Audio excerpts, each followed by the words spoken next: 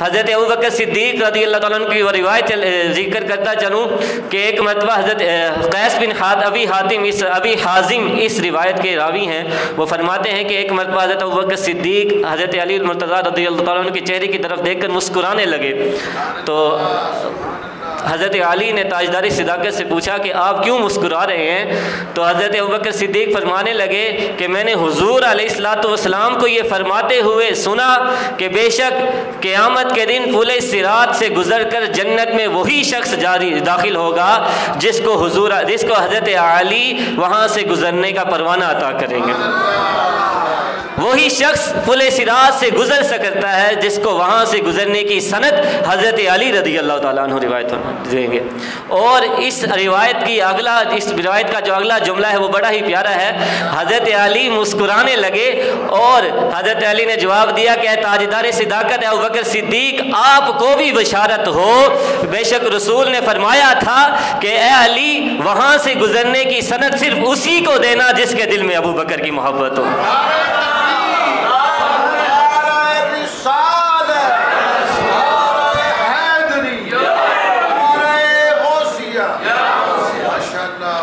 اس روایت سے یہ بھی پتہ چلتا ہے کہ صحابہ اکرام اور اہل بیت کے درمیان محبت کا جو تعلق تھا وہ کس قدر گہرا تھا، وہ ایک دوسرے کی فضیلتیں بیان کیا کرتے تھے۔ ایک اور آیت آپ کے سامنے پڑھتا ہوں، اللہ تبارک تعالیٰ نے ارشاد فرمایا وَيُطْعِمُونَ الطَّعَامَ عَلَىٰ حُبِّهِ مِسْكِينًا وَيَتِيمًا وَأَسِيرًا، کہ وہ کھانا کھلاتے ہیں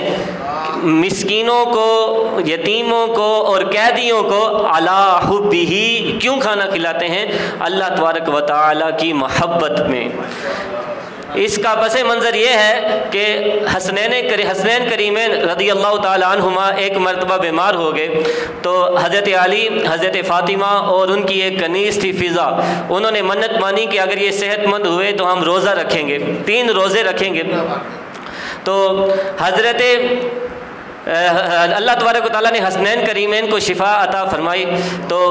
جب نظر پوری کرنے کی، منت پوری کرنے کا وقت آیا تو حضرت علی رضی اللہ تعالیٰ عنہ ایک یہودی سے 3 سا جو لے کے آتے ہیں، یعنی 3 سیر جو لے کے آئے۔ پہلے دن ایک جو کا کھانا تیار ہوتا ہے، جب افطاری کا وقت آتا ہے تو وہ سامنے رکھا جاتا ہے، اتنے میں دروازے پر دستک ہوتی ہے، کنیز پوچھتی ہے کون ہے، تو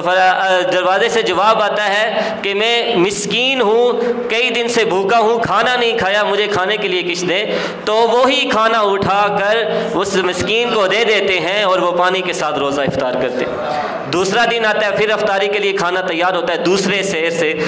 اسی طرح افطاری کا وقت آتا ہے، دروازے پر دستک ہوتی ہے، پوچھا جاتا ہے کون، تو جواب آتا ہے کہ یتیم ہوں، کئی دنوں سے کھانا نہیں کھایا، بھوکا ہوں، کھانا عنایت فرمائیں۔ تو وہی کھانا اٹھا کر اس یتیم کو دیا جاتا ہے اور خود وہ پانی سے روزہ افطار کرتے ہیں۔ تیسرا دن اسی طرح ہوتا ہے، افطاری کے وقت دروازے پر دستک ہوتی ہے، جواب پوچھا جاتا ہے کون، جواب آتا ہے کہ قیدی ہوں، ابھی قید سے رہا ہو کر آیا ہوں، سخت بھوک لگی ہے، کھانے کے لیے کچھ دیں۔ تو وہ کھانا اٹھا کے دے دیا جاتا ہے اور پانی سے افطار کرتے ہیں۔ اللہ تبارک تعالیٰ کو اپنے محبوب بندوں کی ادا اتنی پسند آتی ہے، اللہ تبارک تعالیٰ ارشاد فرماتا ہے وَيُطْعِمُونَ الطَّعَامَ عَلَىٰ حُبِّهِ مِسْكِينًا وَيَتِيمًا وَأَسِيرًا، کہ وہ اللہ کی محبت کی وجہ سے یتیم کو، مسکین کو اور قیدیوں کو کھانا کھلاتے ہیں۔ ایک اور آیت سنیں، اللہ تبارک تعالیٰ ارشاد فرماتا ہے تیسرے پارے میں الذین ينفقون اموالهم باللیل والنہار سرا وعلانیہ، کہ وہ لوگ جو اپنے مالوں کو خرچ کرتے ہیں رات کے وقت، دن کے وقت، چھپا کر، اعلانیہ۔ اس روایت کے اس آیت کے تحت حضرت عبداللہ ابن عباس فرماتے ہیں کہ ایک مرتبہ حضرت علی رضی اللہ تعالیٰ عنہ کے پاس صرف 4 درہم تھے، صرف 4 درہم تھے، انہوں نے 1 درہم رات کو خرچ کیا، 1 درہم دن کو خرچ کیا، 1 درہم چھپا کر خرچ کیا اور 1 درہم علل اعلان اللہ کی بارگاہ میں خرچ کیا۔ تو اللہ تبارک تعالیٰ کو ان کی یہ ادا اتنی پسند آئی کہ قرآن پاک میں ذکر کر دیا الذین ينفقون اموالهم باللیل، جو راتوں کو خرچ کرتے ہیں، والنہار، اور جو دنوں کو خرچ کرتے ہیں، وسرا وعلانیہ، اور جو چھپا کر اور اعلانیہ خرچ کرتے ہیں۔ یہ چند آیات تھیں، اس کے علاوہ بے شمار کم و بیش 300 آیات جو ہیں وہ حضرت علی رضی اللہ تعالیٰ عنہ کے فضائل میں ہیں۔ اختصار کے پیش نظر چند احادیث آپ کے سامنے پیش کروں گا۔ سب سے مشہور حدیث تو آپ سب نے سن رکھی ہے، حضور علیہ الصلوۃ والسلام نے مولا کائنات کے بارے میں فرمایا تھا انا مدینۃ العلم و علی بابھا، کہ میں علم کا شہر ہوں اور علی اس کا دروازہ ہے۔ اس کے ضمن میں دو واقعات ذکر کرتے ہیں۔ تفسیر روح البیان میں وفی انفسکم افلا تبصرون، اس آیت کے تحت بڑا حسین واقعہ ہے کہ جب علم نبوت پر اعتراض ہونے لگا تو حضرت علی جو ہیں وہ ممبر پر چڑھے اور یہ اعلان کیا کہ سلونی اما دون العرش، کہ عرش تک جو بھی پوچھنا چاہتے ہو مجھ سے پوچھ لو۔ یہ اعلان صرف دو ہستیوں نے کیا ہے، ایک شہر علم نے اور ایک باب شہر علم نے۔ ایک حضور علیہ الصلوۃ والسلام نے یہ اعلان فرمایا تھا اور دوسرا حضرت علی نے یہ اعلان فرمایا کہ سلونی اما دون العرش، کہ مجھے بتاؤ جو کچھ مجھ سے پوچھنا چاہتے ہو عرش تک وہ مجھ سے پوچھ لو۔ ایک شخص مجمع سے کھڑا ہوتا ہے اور کہتا ہے، عرض کرتا ہے کہ حل رأیت علی حل انت رأیت ربک، کہ علی کیا تو نے اپنے رب کو دیکھا ہے؟ حضرت علی فرماتے ہیں کہ تو مجھ سے یہ پوچھتا ہے کہ میں نے اپنے رب کو دیکھا ہے، تو سن، میں اس نماز میں پہلا سجدہ کرنے کے بعد اس وقت تک دوسرا سجدہ نہیں کرتا جب تک میں اپنے رب کو نہیں دیکھ لیتا۔ میں اپنے رب کو دیکھتا ہوں تب میں جا کر دوسرا سجدہ کرتا ہوں۔ پھر جب یہ اعلان کیا تو ایک یہودی کھڑا ہوا۔ اسی حدیث کے ضمن میں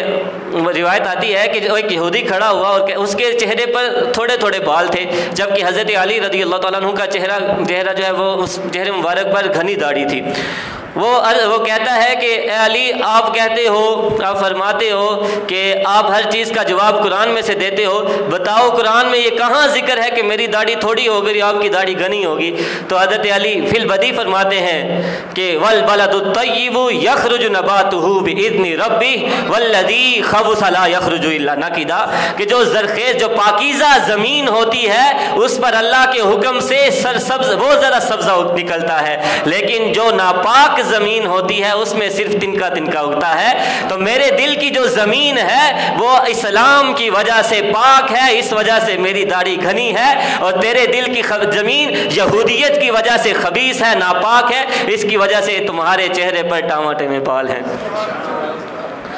اللہ تبارک و تعالیٰ کی بارگاہ میں یہ دعا ہے کہ اللہ تبارک و تعالیٰ ہمیں حضرت علی رضی اللہ تعالیٰ کے ساتھ محبت اور ان کی جو آل ہے اہل بیت کے ساتھ محبت اور اس طرح کی محبت ہمیں نصیب فرمائے جس طرح کی صحابہ اکرام ان کے ساتھ کیا کرتے تھے۔ اور آج معاذ اللہ ثم معاذ اللہ اس طرح کے بیانات کیے جاتے ہیں گویا کہ یہ ظاہر کیا جاتا ہے کہ اہل بیت اور صحابہ اکرام کے درمیان کوئی مخاصمت تھی، کوئی لڑائی تھی، حالانکہ حقیقت یہ ہے کہ ان کے درمیان اس قدر تعلق تھا، اس قدر محبت تھی کہ جس کا بیان ہی نہیں کیا جا سکتا۔ ترمذی شریف میں روایت ہے، یہ دیکھیں ایک دوسرے کے فضیلت کے بارے میں کیسے بیان کرتے ہیں۔ ترمذی شریف میں ہے حضرت عائشہ صدیقہ رضی اللہ تعالیٰ عنہ سے جب پوچھا جاتا ہے کہ لوگوں میں سب سے زیادہ حضور علیہ الصلوۃ والسلام کو پیارا کون ہے، تو حضرت عائشہ صدیقہ فرماتی ہیں فاطمہ سب سے زیادہ پیاری ہیں۔ پھر پوچھا جاتا ہے کہ مردوں میں سب سے زیادہ محبوب کون ہے حضور علیہ الصلوۃ والسلام کو، تو حضرت عائشہ فرماتی ہیں کہ مردوں میں سب سے زیادہ پیارا حضرت علی ہیں۔ اور بخاری شریف کی روایت ہے یہی سوال جب حضرت فاطمہ زہرا رضی اللہ تعالیٰ عنہ سے کیے، فاطمہ رضی اللہ تعالیٰ عنہ سے جب پوچھا گیا کہ لوگوں میں سب سے زیادہ محبوب کون ہے حضور علیہ الصلوۃ والسلام کو، تو حضرت فاطمہ فرماتی ہیں عائشہ سب سے زیادہ پیاری ہیں۔ پھر فاطمہ رضی اللہ تعالیٰ عنہ سے پوچھا گیا کہ مردوں میں سب سے زیادہ حضور علیہ الصلوۃ والسلام کو پیارا کون تھا، تو فاطمہ رضی اللہ عنہ فرماتی ہیں کہ مردوں میں سب سے زیادہ محبوب حضرت ابو بکر صدیق تھے۔ وہ ایک دوسرے کی فضیلتیں بیان کرتے ہیں۔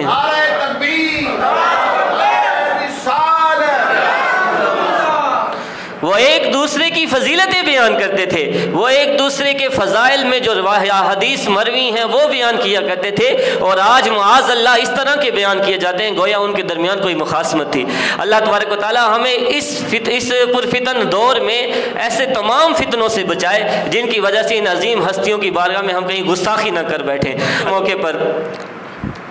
حضور علیہ الصلوۃ والسلام جب جنگ کے لیے تشریف لے جانے لگے تو